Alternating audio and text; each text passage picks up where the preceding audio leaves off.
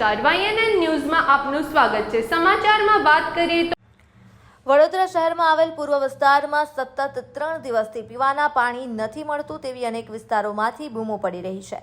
ત્યારે બીજી બાજુ સરદાર એસ્ટેટ પાણીની ટાંકી પાસે પુષ્કળ પ્રમાણમાં પીવાના પાણીનું વેડફાટ જોવા મળે છે। લાખો ગેલન પાણી રોડ રસ્તા ઉપર વહી રહ્યું છે।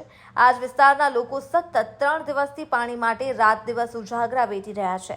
ત્યારે વધુમાં સામાજિક કાર્યકર કમલેશ પરમાર દ્વારા જાત તપાસ કરી હતી અને સ્થાનિક લોકો દ્વારા માહિતી આપવામાં આવી છે કે આ વિસ્તારમાં વર્ષોથી પાણીના ટેન્કર રાજ ચાલે છે। પીવાના પાણીના ટેન્કરના કોન્ટ્રાક્ટ હેઠળ કામગીરી આપવામાં આવી હોવાના કારણે અધિકારીઓ અને કર્મચારીઓ પૂરતા પ્રમાણમાં અને પૂરતા પ્રેશરથી પીવાનું પાણી નથી આપી રહ્યા।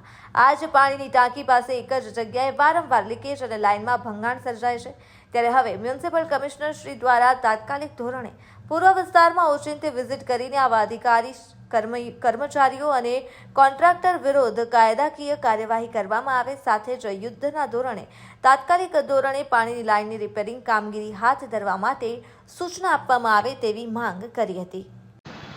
વડોદરા શહેરમાં જે આજવા રોડ વિસ્તાર સતત 3 દિવસથી પાણી માટે વલખા મારી રહ્યો છે, પરંતુ ખાસ કરીને આજે તમે જોશો કે સરદાર એસ્ટેટ જે જેપી નગર પાસે પાણીની ટાંકી છે, આ પાણીની ટાંકી પાસે હજારો ગેલન પાણી, લાખો ગેલન પાણી જે વહી રહ્યું છે સીધું વરસાદી ગટરમાં જઈ રહ્યું છે। એટલે કહેવાનો મતલબ કે લાખો ને કરોડો રૂપિયાના ખર્ચે જે નવીન લાઈનો નાખવામાં છે, એટલે ક્યાંક ને ક્યાંક લાગી રહ્યું છે કે કોન્ટ્રાક્ટરો અને અધિકારીઓના કારણે આ વારંવાર લીકેજ થઈ રહ્યો છે। અને એક બાજુ તમે જોશો કે આ જે સરદાર એસ્ટેટ પાણીની ટાંકી પાસે જે લાખો ગેલન પાણી જે ટેન્કરો દ્વારા જે લોકોને પહોંચાડવામાં આવે છે, એટલે ક્યાંક ને ક્યાંક લાગી રહ્યું છે કે સ્થાનિક અધિકારીઓ અને કોન્ટ્રાક્ટરની ક્યાંક ને ક્યાંક સાઠગાંઠ હોય તેમ સ્પષ્ટપણે જોવા મળ્યું છે। એટલે ખાસ કરીને વડોદરા શહેરના જાબાજ કમિશનર જે રાજાબાબુ છે, આ રાજાબાબુ સાહેબને અમારી એક અપીલ છે કે આ તમામ લોકોની ઉપર જાત તપાસ કરવામાં આવે। આમાં જે લાગતા વળગતા અધિકારીઓ છે, જે સંડોવણી કે સત્ય હોય એવા લોકોને તાત્કાલિક ધોરણે સસ્પેન્ડ કરવામાં આવે અને આ જે પાણીનું લીકેજ છે એને વહેલામાં વહેલી તકે બંધ કરવામાં આવે તેવી અમારી માંગ છે।